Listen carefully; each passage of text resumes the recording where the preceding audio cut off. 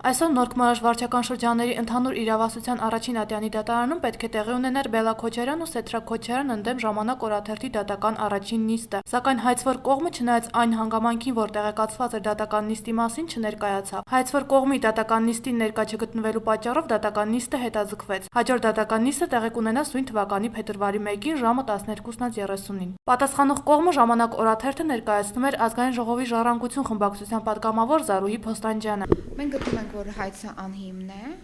եւ այդ մասին առարկությունները գրավոր պատասխանի տեսքով ներկայացրել։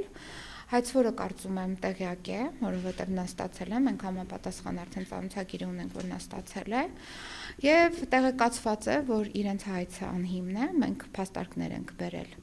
որ այդ հայցը հիմնավոր չէ, հետեւաբար միգուցե դա է եղել պատճառը, որ այսօր նրանք չեն ներկայացել դատարան։ Նշենք, որ հայցի հիմքում ընկած էին Ժամանակ օրաթերթի կողմից 2010 թվականի ընթացքում տպագրված Բելլա Քոչարյանի եւ Սեթրակ Քոչարյանի վերաբերվող 3 հոդվածները, որոնցով զրպարտում էին նրանց։ Հայցվոր կողմը պատասխանող կողմից պահանջում էր 6 միլիոն դրամ։ Մենք չենք գտնում, որ զրպարտչական կամ վիրավորական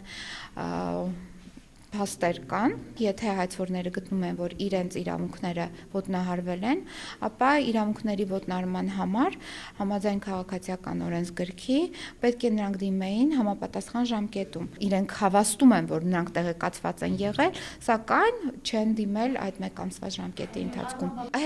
Հերկման մասին խոսքը այս պահին ես չեմ ուզում անդրադառնալ։ Նշենք, որ հայցում մասնավորապես նշվում էր, որ Ժամանակ օրաթերթի իրենց վերաբերվող 3 հոդվածները չեն համապատասխանում իրականությանը եւ պատասխանողի կողմից համապատասխան փաստերով ապացուցված չեն։ Հայցով պահանջվում է պարտավորեցնել Ժամանակ օրաթերթի հիմնադիր եւ հրատարակիչ Սկիզբ մեդիա կենտրոն ՍՊ-ին հերքել հայցվորների պատիվը, արժանապատվությունը եւ բարի համբավը արատավորող տեղեկությունները, պարտավորեցնել պատասխանողին հատուցել վիրավորանքի եւ զրպարտության միջոցով հայցվորներին հասցված վնասը 6 միլիոն դրամի չափով։ Լուսինե Հովհաննիսյան, Հովիկ Գրիգորյան, Սլաքեյ։